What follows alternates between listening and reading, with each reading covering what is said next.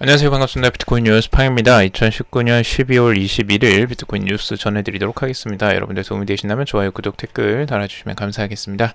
투자에 관련된 정보들 참고사항일 뿐이고 조언이 아니니 투자하실 때 여러분들 스스로 꼭 판단하시고 결정하시기 바라겠습니다. 금일 비트코인에 대한 여러 소식들 함께 가져왔는데요. 지금 비트코인이 7,200달러 반등이 불트랩이다 라고 하는 전망도 있고요. 강세 전망이 지금 다소 우세하다라고도 보고 있는데 그 부분들 같이 한번 전해드리도록 하겠습니다. 그리고 비트코인의 노드 수가 이더리움의 노드 수를 앞질렀다라는 소식도 있는데요. 크게 앞섰다는데 이 내용도 같이 한번 살펴보도록 하겠습니다.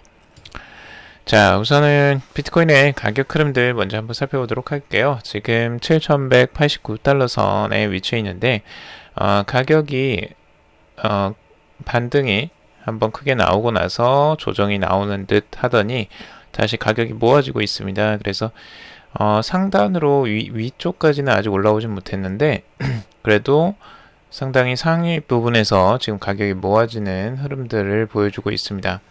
자, 이 가격 흐름이 위쪽으로 상단으로 한 번 더 치고 올라갈지 아니면 추가적으로 여기서 내려가는 형태가 나올지 여기에 대한 의견도 굉장히 분분한데요. 이 내용들 한번 같이 한번 살펴보도록 할게요. 뒤에서 전망들 자세히 말씀드리도록 하고 지금 이제 가격 면에서는 그래도 위쪽에서 이렇게 지지를 해준다는 부분은 긍정적이라고 할 수 있고 거래량은 계속 이제 하락을 하고 있는 부분입니다. 그래서 한 번은 방향성을 어디론가는 틀긴 틀 것 같은데 그 방향성이 위쪽이면 좀 좋을 것 같죠? 자, 일봉으로 보더라도 지금 가격 흐름들 7,189달러 선에 지금 중앙에 위치해 있고요. 딱 이 상단과 하단의 거의 중앙 지점에 위치해 있다고 볼 수 있습니다. 그래서 이 가격대가 이쪽으로 가느냐 밑으로 내려가느냐 그리고 여기를 지지선으로 다시 생각하느냐 아니면 저항선을 또 맞느냐 뭐 이것에 대한 판가름이 날 것 같습니다. 자, 그래서 첫 번째 우선은 이제 갤럭시 BTC의 애널리스트 갤럭시 BTC의 이제 전망은요. 비트코인은 지금 현재 이제 과거의 패턴하고 비슷한 패턴을 보여주고 있다라는 거죠. 이 렉다운이 일어났고 바운스가 한번 이렇게 크게 일어난 다음에 이 콘솔리데이션 이렇게 조정이 나왔고 다시 지속 추가 상승이 나오는 이런 형태가 나왔었는데 이 형태가 이제 단기적으로 반복되지 않겠느냐라고 바라보고 있어요. 그래서 여기서 이제 렉다운 나왔고 바운스 그다음에 콘솔리데이션 그리고 컨티뉴에이션 이렇게 이제 흘러가는 흐름들 한 번 더 이렇게 추가적인 상승세가 나오지 않겠느냐라고 분석을 하고 있습니다. 그래서 7,800에서 이제 8,000달러까지 그 며칠 후에 이런 가격 흐름이 나오지 않겠느냐라고 분석을 하는 갤럭시 BTC고요. 이와는 이제 좀 상반되게 아래쪽으로 바라보는 부분도 있습니다. 단기적으로 지금 이 트렌드 라인을 그어놓고 이 4시간 봉으로 이제 단기적으로 바라본 거죠. 이 다운 트렌드 밑에서 이제 그 위에서 아래로 이렇게 내려오는 흐름들이 보여주고 있기 때문에 이 트렌드 라인에 맞추어서 이 가격 흐름들이 내려가지 않겠느냐. 그래서 여기서 이제 파동이 한번 이렇게 출렁인 다음에 내려갈 것이다 라고 분석을 하기도 합니다. 지금 RSI도 이 위쪽 상단에 위치해 있기 때문에 여기가 셀존이다 라고도 보고 있는데 단기적으로 지금 이게 맞을지 아니면 아까처럼 위로 상당히 올라가는 부분이 맞을지는 한번 지켜봐야 되겠죠. 자, 그리고 지금 모이쉐브 유리 같은 경우는 이제 트라이앵글 패턴을 바라보고 있는데요. 첫 번째 퍼스트 웨이브 다운, 첫 번째 다운이 있었고 이게 이제 1시간 봉이기 때문에 굉장히 짧게 본 겁니다. 이거는 단기적으로 첫 번째 다운이 있었고 그 밑에서 가격이 모아지는 삼각형이 지금 만들어지고 있는데 두 번째 웨이브 다운이 나오지 않겠느냐라고 분석을 하고 있습니다. 그래서 7,000달러 선 아래까지 이건 굉장히 단기적인 흐름의 전망이고요. 과연 이렇게 모아질지 아니면 보통 이제 삼각수렴을 하고 상단에 이렇게 모아지는 것들은 그래도 이제 위쪽으로 트는 경우가 있거든요. 단순하게 이것만 보자면. 근데 이게 아니라 내려온 상태에서 지금 삼각수렴이기 때문에 추가적인 하락세가 나오지 않겠느냐라고 무이쉐 무유리는 그렇게 분석을 하는 것 같습니다. 여기를 이제 중요한 저항선이라고 바라보고 있는데요. 7,220달러 선. 여기를 중요한 저항선이라고 바라보고 있지만 이 저항선이 깨지면 위쪽으로 더 올라갈 가능성이 더 있겠죠. 자, 그리고 비트코인 7,200달러 반등 불트랩이냐 강세 전망이 다소 우세하다라고 기사가 나왔는데요. 지금 애널리스트들은 전날 가격 급등이 일시적인 기술적 반등 또는 불트랩, 그러니까 속임수 상승이라는 거죠. 불트랩인지 아니면 본격적인 추세 전환인지를 놓고 의견이 엇갈리고 있습니다. 일례로 암호화폐 기술 애널리스트인 크레이드 같은 경우는 비트코인은 6,000달러 선을 지지받으며 강력한 가격 전환 현상을 겪고 있다. 이에 저명한 암호화폐 트레이더인 벨벳은 트위터를 통해서 내년 3월까지 비트코인이 2만 달러까지 상승할 수 있을 것이다 라고도 전망을 하기도 했습니다. 그래서 지금 6,000달러 선을 이제 강력한 지지를 받는 선이라고 바라보고 있고, 비트코인이 추가적인 가격 상승이 있을 것이다 라고 이렇게 긍정적으로 바라보는 그 분석가들도 있고요. 여기에 그 미디어 더 크립토 같은 경우는 블록체인 벤처 캐피털 2019년에 암호화폐 시장 현황 보고서를 인용해서 2020년 비트코인 가격이 2만 달러 사상 최고가를 경신할 것이다 라고 전망을 하고 있습니다. 반감기 이후 채굴 비용이 높아지고 난이도가 상승할 것이다. 이는 더 높은 채굴 수익으로 이어질 것이다 라고도 바라보고 있죠. 자, 반면에 약세를 전망하는 분석가들도 분명히 있습니다. 암호화폐 전문 트레이더인 제이콥 캠필드 같은 경우는 비트코인 가격이 바닥에 근접하지 않았다. 비트코인이 5,500달러까지 추가 하락할 수도 있다. 라고도 진단을 하기도 했습니다. 그리고 또 다른 애널리스트인 크립토 버브도 비트코인이 0.786 피보나치 되돌림 구간인 5,400에서 5,600선 달러 선까지 급락할 수도 있다. 라고도 아직까지 전망을 하고 있습니다. 자, 그리고 비트코인의 노드가 이더리움의 노드 수를 크게 앞서고 있다라는 기사인데요. 이더리움의 총 노드 개수는 이번 달 12월 하드포크 이후에 약 1,500개 정도, 그리고 이번에 2019년 초부터 계산하면 약 3,000개가 하락을 한 건데요. 이더리움의 노드 개수가 많이 하락을 한 거죠. 그리고 2019년 초 비트코인의 노드 수는 이더리움과 거의 같은 수준으로 추정이 되며, 비트코인은 1266개의 노드로 꾸준히 보유를 보인 반면에 이더리움은 1078개의 최고 노드 수를 보유한 뒤 점차적으로 하락하는 추세다라고 하고 있습니다. 비트코인의 현재 노드 수는 약 9,500 정도로 거의 동일하게 유지가 되고 있고, 이더리움의 노드는 6,500개로 크게 떨어졌고, 이번 하드포크 후 다시 7,000 이상 크게 하락했다라고 하고 있습니다.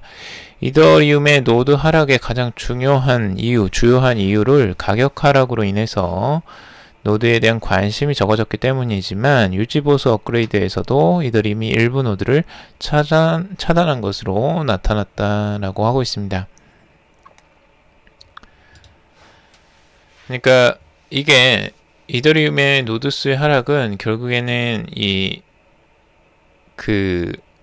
아무래도 그 가격적인 부분이 크겠죠. 그래서 비트코인의 가격은 그래도 좀 지켜주는 부분이 있는데, 이 이더리움의 가격 변동성은 워낙 크고 또 하락세도 가팔랐기 때문에 이런 부분들이 노드수가 하락하는데 크게 영향을 미쳤다라고 바라보고 있고요. 그리고 노드수의 하락은 아마도 가스 비용 효율성을 추가하기 위함이라는 설명도 있습니다. 즉 하드포크 업그레이드를 하지 않는 노드는 자연스럽게 네트워크에서 차단이 되는 형태라고 합니다. 그래서 이번에 업그레이드가 있었죠, 이더리움이. 그래서 그런 부분 때문에 지금 노드스가 또 급격하게 하락하는 원인이 됐다라고도 보고 있습니다. 이더리움의 노드스가 존재하고 있는지는 얼마나 이제 노드스가 있는지는 확실하게 알 수 없지만 2017년 황소장일 때 이더리움의 노드스는 25,000개에 달했다고 합니다.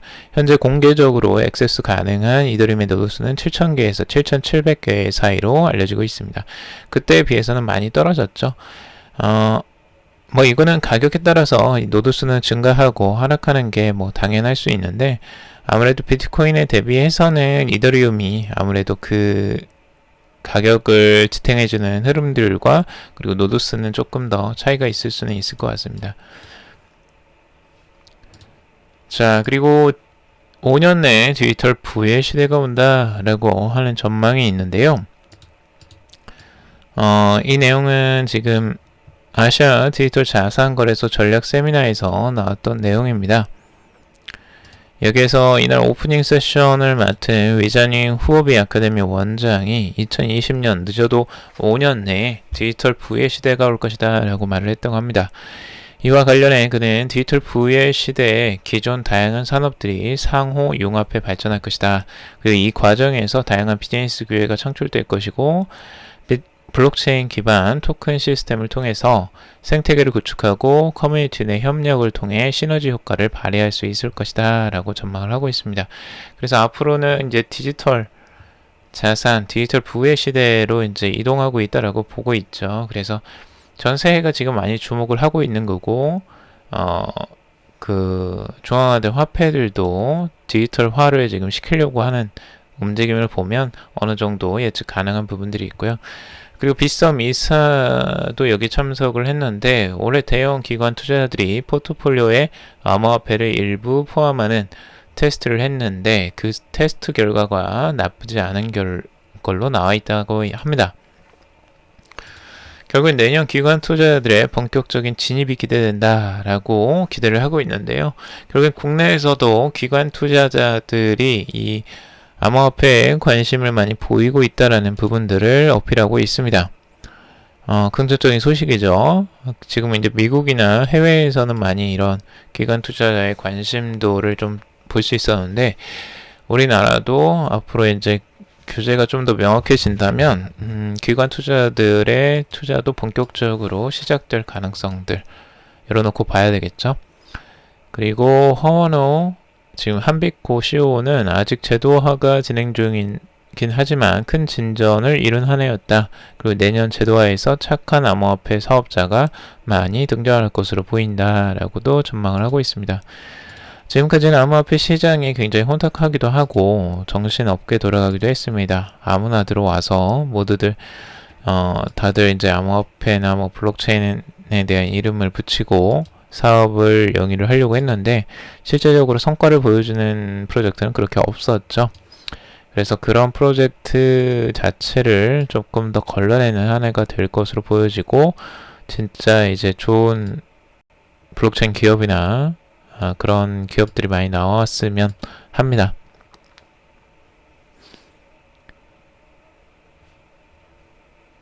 그리고 글로벌 거래소 기술 인프라 기업인 블루 힐릭스의 창업자이자 전 후오비 그룹 CTO인 제임스 주 같은 경우는 최근 거래소들이 지분증명 기반 위탁 자산 보관 서비스 등 다양한 서비스를 선보이고 있다. 이 같은 모델은 내년 더 각광받을 것이다. 거래소들은 기존 중앙화 거래소와 탈중앙화 거래소를 어떻게 결합할지, 이 과정에서 블록체인을 어떻게 적용할지, 클라우드 서비스 등 보조 기술과 어떻게 결합할지 등을 고려, 서비스를 설계하고 차별화 기술을 확보할 수 있어야 한다라고 강조를 하고 있습니다. 그래서 앞으로 이제 지분증명 기반 위탁 자산 보관 서비스들이 각광을 많이 받고 있죠. 실제적으로 새로운 코인들 같은 경우도 뭐 테조스나 이런 것들도 많이 영향을 받았는데, 뭐 바이낸스나 뭐 이런 거래소에 상장이 되면서 거기에 대한 지분 증명을 하고 거기에 대한 보상을 또 받을 수 있게 거래소에서 지원을 해주면서 그 코인들이 이제 뜨는 현상들이 일어나기도 했었습니다.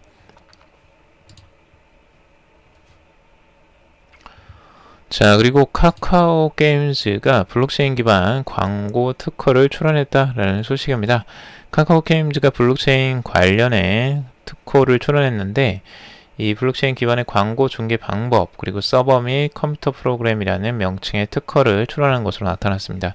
카카오 게임즈는 출원 특허를 통해 블록체인 기반의 광고 중개 방법을 제공해서 신뢰 높은 거래 방법을 제공할 수 있다라고 밝히고 있습니다. 광고주가 온라인 광고를 선호하는 현상은 광범위하게 확산되고 있는데, 하지만 광고주가 광고 대행사를 찾고 광고에 대한 비용이 적정한 가격인지 여부를 판단하는 과정에서 많은 시간이 소요되고 있습니다. 이 때문에 여러 광고주는 중개인을 통해서 광고 대행사와 광고 계약을 맺는데, 중개인은 광고 집행과 관련된 모든 조정을 담당하게 됩니다. 이 방식이 현재 일반적인데, 다만 직접 계약에 비해 비용이 더 발생하게 되죠. 그래서 카카오 게임즈에서는 광고 거래 체결에 드는 시간과 비용을 절감하기 위한 시스템에 대한 니즈가 있다고 판단을 했고, 이를 해결하기 위해서 스마트 컨트랙트를 활용하자는 게 카카오 게임즈가 출원한 특허의 주요 내용이라고 합니다.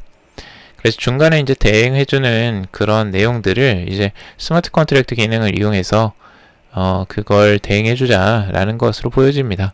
그래서 그런 특허를 지금 출연하고, 카카오에서도 많이 블록체인 산업에 많이 투자를 하고 있는 부분을 알 수가 있죠. 그래서 앞으로 미래에 어떤 기술이 많이 각광을 받을지는 한번 지켜봐야 될 것 같고, 좋은 기술들이 많이 나왔으면 좋겠습니다.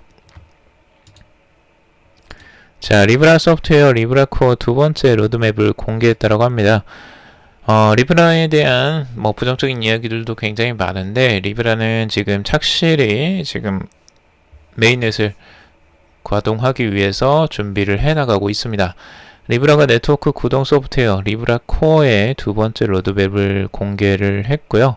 페이스북이 주도하는 스테이블코인 프로젝트 리브라는 오픈소스 소프트웨어의 승인형 블록체인을 구축해서 누구나 자체적인 프로젝트를 만들 수 있도록 지원하는 것을 목표로 하고 있습니다. 리브라 코어의 첫 번째 로드맵은 지난 10월 발표했고요. 5개 협력사가 풀로드로 사전 메인넷을 가동할 예정이라고 밝힌 바가 있습니다. 현재는 메인넷 출시 전 100여 개의 협력사가 참여할 것을 기대하고 있고요. 최우선 과제가 역시 메인넷 기능 활성화고요. 개발팀은 풀로드를 비롯한 메인넷 핵심 기능 설계를 완료했다고 합니다. 이제 우선순위에 따라서 이러한 기능들을 마무리할 계획이고, 리브라 프로토콜을 문서 생성, 네트워크 응용 프로그램 인터페이스 구축 작업 등이 진행이 된다고 합니다. 결국엔 리브라를 이제 메인넷을 가동하려고 준비를 하고 있다는 거예요. 너네가 규제를 하든 어쩌든 우선 우리는 가겠다, 우리는 준비를 해놓겠다라는 거죠. 결국에는 리브라가 시간이 걸리든 어쩌든 결국에는 진행이 될 거라고 지금 믿고 진행을 하는 것으로 보여지고, 과연 어떤 파급력을 또 불러오게 될지, 지금 현재 리브라가 출시된다라는 소식만으로도 전 세계가 지금 굉장히 시끌시끌했습니다. 모든 그 나라에서 중국도 그렇고 유럽에서도 자신의 중앙화된 디지털 화폐를 발행하겠다라는 이야기를 할 정도로 굉장히 두려워하고 있어요. 이 리브라에 대해서. 그런 부분들을 여러분들이 한번 참고적으로 보시고요. 리브라에 관심을 둘만한 것 같습니다. 자, 그리고 비트코인에 대해서 나온 이야기들보다 여기서 좀 중요한 건, 포브스가 지금 온라인 구독자를 위해 결제 옵션에 이더리움을 추가했으며, 구독 요금은 이더리움 기준으로 월 0.0208 이더리움 약 3,000원을 결제한 후에 대체 불가 토큰 NFT 형태로 구독권이 주어진다라고 하고 있습니다. 그러니까 포브스가 온라인 구독자를 위한 결제 옵션이 하나가 이제 추가가 된 거예요. 거기에 이더리움으로 이제 구독료를 받는 겁니다. 이런 부분들은 아주 좋은 것이라고 할 수 있죠. 또한 이 해당 유료 결제를 하면 기사 구독 시 광고가 광고가 이게 제거되는 등 구독자 혜택이 제공이 된다고 합니다. 자, 이런 흐름들 보시면 아시겠지만 지금 적극적으로 암호화폐를 도입하려고 하고 있어요. 이런 포브스 같은 기업들도 실제 구독자들로부터 이제 이더리움을 받아보면서 이 형태들을 이제 테스트 한번 해보는 것 같아요. 뭐 아주 큰 금액이 아니기 때문에 우선 이런 부분들을 테스트적으로 한번 해보는 거고 추가적으로 이제 다른 사업에도 많이 적용이 될 수도 있겠죠. 그리고 유료 결제를 하면 이런 이제 결제와 구독 모델을 제시했다는 점에서 포브스의 시도가 업계의 주목을 받고 있다라고 보고 있습니다. 그래서 다른 업계들도 이렇게 이제 이더리움이나 뭐 비트코인이나 이런 것들을 통해서 구독료를 받든 아니면 서비스 사용료를 이렇게 지불할 수 있게 옵션이 하나씩 늘어날 가능성들은 충분히 있어 보입니다. 특히 온라인으로 하는 사업들은 이게 굉장히 유리하죠. 오프라인은 이게 좀 번거롭고 쉽진 않지만 온라인 쪽은 이 결제 수단으로서 조금 더 유리한 점이 있기 때문에 앞으로 더 많은 그 상점이나 사업가들이 이런 부분들을 적용하지 않을까라는 생각이 듭니다. 자, 여러분들 오늘 여기까지 정리를 해봤고요. 앞으로 뭐 다양한 소식들이 있을 것으로 보여집니다. 지금도 그 전체적으로 암호화폐 시장에 대한 내용들 많이 전달을 해드리고 있는데 시장이 많이 지금 현재는 뭐 크게 뭐 동요되지도 않고 가격이 뭐 그렇게 크게 올라가고 있지도 않은 상황입니다. 이럴 때일수록 같이 이제 공부를 하시는 게 굉장히 좋은 시기라고 보여지고요. 사람들이 너무 많고 시끌벅적할 때에는 공부하기가 힘들어요. 정신집중도 어렵고. 근데 이럴 때일수록 공부도 많이 해보시고 여러분들이 전체적인 산업을 읽어보는 시간들을 가져보는 것도 도움이 될 것으로 보입니다. 자, 오늘은 여기까지 정리를 해봤습니다. 도움이 되셨다면 좋아요, 구독, 댓글 달아주시면 감사하겠고요. 투자에 관련된 정보들 참고사항일 뿐이고 조언이 아닙니다. 투자하실 때 여러분들 스스로 꼭 판단하시고 결정하시길 바라겠습니다. 오늘도 방송 들어주셔서 정말 감사합니다.